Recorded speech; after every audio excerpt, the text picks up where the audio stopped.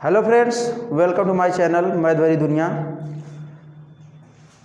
जैसा कि हमने पिछले वीडियो में देखा है कि सम संख्या किसे कहा जाता है, विषम संख्या किसे कहा जाता है, पूर्ण संख्या किसे कहा जाता है, हाँ, सहभाज्य संख्या किसे कहा जाता है, अभाज्य संख्या किसे कहा जाता है। तो उसी में से एक है हमारी जुड़वा अभाज्य संख्या। क्या है? जुड़वा अभाज्य संख्या। तो यह कल के वीडियो में छूट गया था जो हम पढ़ाए थे सब। तो आज हम जानेंगे जुड़वा अभाज्य संख्या किसे कहा जाता है। यह अभाज्य संख्या का देखिए इसमें क्या है, जुड़वा अभाज्य संख्या। अभाज्य संख्या हम पिछले वीडियो में देखे थे कि जो एक से और स्वयं से क्या हो जाती है, भाज्य हो जाती है, उसी को हम क्या बोलते हैं, जुड़वा अभाज्य संख्या। बस वह क्या होगी, एक से और स्वयं से। और इसमें देखिए क्या होता है, जुड़वा अभाज्य संख्या में, जुड़वा अभाज्य संख्या वह होती है, ऐसी अभाज्य संख्या होती है जिसमें कितने का अंतर होता है, दो का अंतर होता है, उसी को क्या बोला जाता है, जुड़वा अभाज्य संख्या। तो यहाँ परिभाषा लिख देते हैं, ऐसी दो अभाज्य संख्या, दो अभाज्य संख्या जिसमें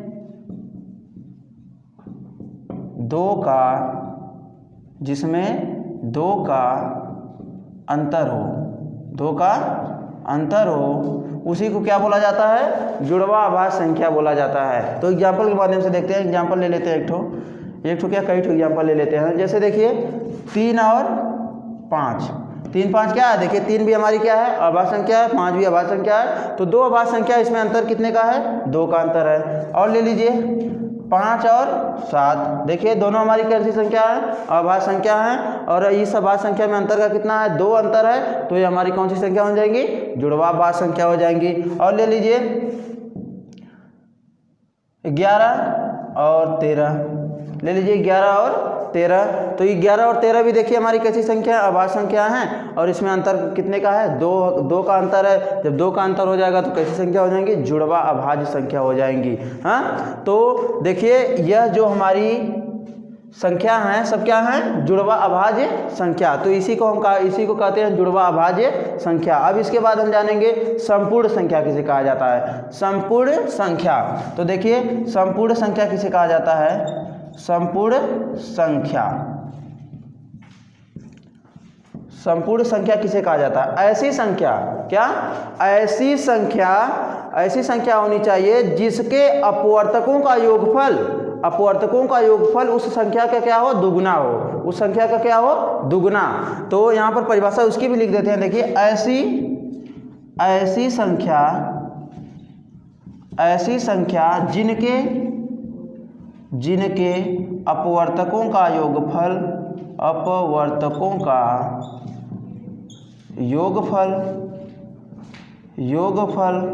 उस संख्या के, जो संख्या आप लिए हैं उसी संख्या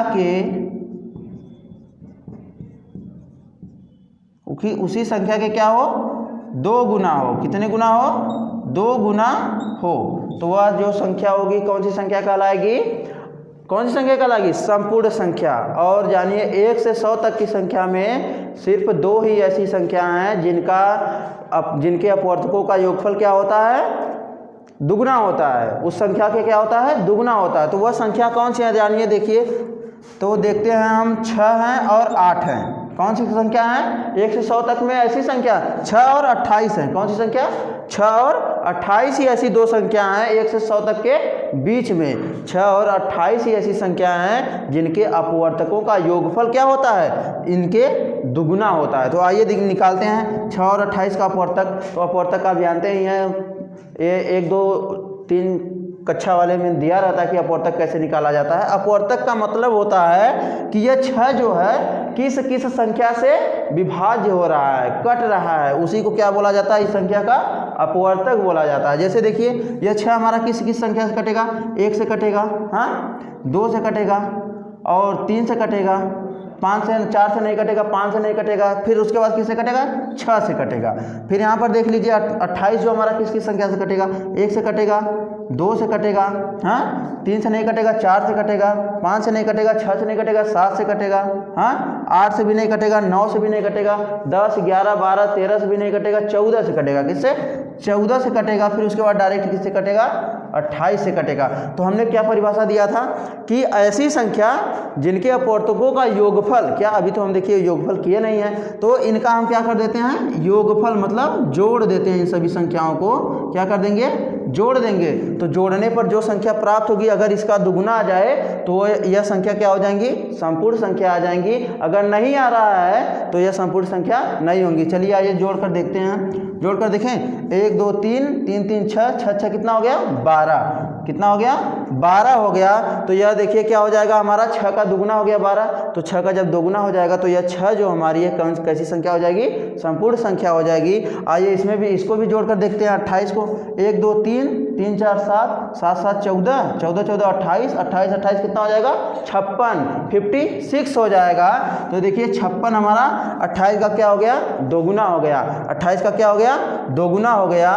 तो यह 56 हमारा 28 का दोगुना हो गया। तो 6 और 28 क्या हैं? हमारी संपूर्ण संख्या है। 1 से 100 तक के बीच में यही दो ऐसी संख्या हैं जो क्या हैं? संपूर्ण संख्या हैं। और कोई 1 से 100 तक के बीच में और कोई संपूर्ण संख्या नहीं होती है। तो उम्मीद है आपको संपूर्ण संख्या समझ में आई होगी। अब इसके बाद जानेंगे हम परिमेय संख्या। क्या कौन सी परिमेय संख्या? फिर इसके बाद कौन सी संख्या जानेंगे? रामानुजन संख्या जानेंगे। और कौन सी संख्या जानेंगे? रामानुजन। तो परिमेय संख्या पहले जान लेते हैं, फिर उसके बाद रामानुजन संख्या जानेंगे। तो परिमेय संख्या देखिए क्या होती है, तो इसको देख लीजिए। हम इसको मिटाने जा रहे हैं। तो परिमेय संख्या किसे कहा जाता है? परिमेय संख्या क्या बोला जाता है? परिमेय संख्या। देखिए परिमेय संख्या किसे कहा जाता है? रेशनल नंबर इसको इंग्लिश में कहते हैं परिमेय संख्या। परिमेय संख्या। तो परिमेय संख्या देखिए किसे कहा जाते हैं? ऐसी संख्या, क्या? ऐसी संख्या या ऐसी भिन्न, क्या? ऐसी भिन्न जो P/Q के रूप में लिखा होता है उसी को क्या बोला जाता है? परिमेय संख्या बोला जाता है। ऐसी, या तो यह देखिए परिमेय संख्या हमेशा P/Q के रूप में जो रहेगी वही होगी। संख्या तो नहीं बोल सकते हैं, भिन्न बोलते हैं। भिन्न, तो भिन्न ही हमारी किस में रहती है? P/Q के रूप में होती है। तो यहाँ लिख सकते हैं ऐसी भिन्न। क्या लिख सकते हैं? ऐसी भिन्न, या ऐसी कोई ऐसी संख्या भी हो सकती है, भिन्न ना छोड़े संख्या भी कर सकते हैं। तो ऐसी भिन्न जो P/Q के रूप में लिखी हो उसे परिमेय संख्या कहते हैं। क्या कहते हैं? संख्या कहते हैं। उसे कौन सी संख्या कहते हैं? परिमेय संख्या कहते हैं। तो देखिए ये हमारी परिमेय संख्या की परिभाषा क्या है? ऐसी भिन्न, या यहाँ की संख्या भी कर सकते हैं आप, ऐसी भिन्न जो P/Q के रूप में लिखी हो उसे परिमेय संख्या कहते हैं। जैसे और देखिए जहाँ Q not equal to 0, Q not equal to 0, Q का मान 0 के बराबर नहीं हो सकता है। क्यों नहीं हो सकता है? जैसे देखिए अगर P/Q है, हाँ P/Q मान लीजिए 2/3 ले लीजिए। 2/3 हमारी एक रेशनल नंबर है, परिमेय संख्या है। तो अगर हम 3 के जगह क्या कर देंगे? 0 कर देंगे, तो देखिए 0 का पहाड़ा होता नहीं है। हाँ 0 का पहाड़ा होता नहीं है और इसका मान क्या आ जाएगा? इनफाइनाइट आ जाएगा। तो यह हमारी 2/0 जो है, 2/0 जो है, यह हमारी कैसी संख्या होगी? अपरिमेय संख्या नहीं होगी। यह क्या है? परिमेय संख्या नहीं होगी। इसलिए Q नॉट इक्वल टू 0 लिखा जाता है, क्योंकि Q की जगह 0 नहीं लिख सकते हैं आप। समझ में आया?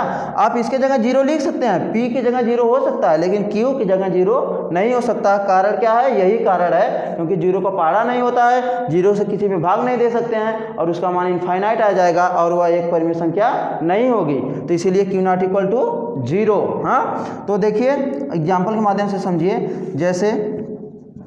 जैसे सभी भिन्न क्या होती हैं? एक परिमेय संख्या होती हैं। सभी भिन्न क्या होती हैं? एक परिमेय संख्या होती हैं। तो देखिए परिमेय संख्या में हमारा क्या हो सकता है? देखिए 2/3, 4/5, 7/11। हाँ 0 भी हमारा क्या है? एक परिमेय संख्या है। जिसके बटे कुछ नहीं उसके बटे 1 होता है ना, तो 1 से तो हम भाग 0 में दे ही सकते हैं। तो 0 भी हमारा क्या है? एक परिमेय संख्या है। √4 ले लें, यह भी हमारा क्या है? परिमेय संख्या है। तो यह देखिए परिमेय संख्या के एग्जाम्पल्स हैं। और यही परिभाषा है, तो इसे परिमेय संख्या कहा जाता है। देख लीजिए इसको। अब हम आगे बताएंगे रामानुजन संख्या। रामानुजन संख्या क्या होती है? रामानुजन संख्या क्या होती है? तो रामानुजन संख्या देखें,